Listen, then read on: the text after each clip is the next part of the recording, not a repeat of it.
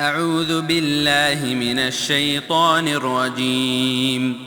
فلينظر الإنسان إلى طعامه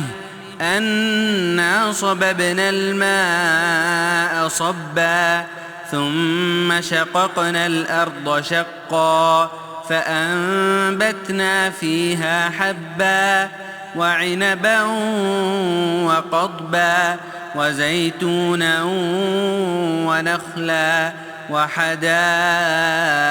غلبا وفاكهة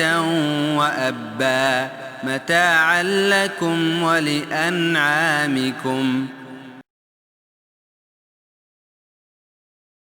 इंसान को चाहिए कि अपने खाने को देखे कि हमने खूब पानी बरसाया, फिर फाड़ा ज़मीन को अच्छी तरह, फिर उसमें से अनाज उगाए और अंगूर और तरकारी और जैतून और खजूर और गुंजान बागात और मेवा और घास चारा भी उगाया तुम्हारे इस्तेमाल व फ़ायदा के लिए और तुम्हारे चौपायों के लिए.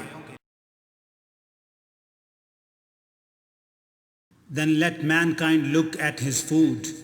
how we poured down water in torrents. Then we broke open the earth, splitting it with sprouts,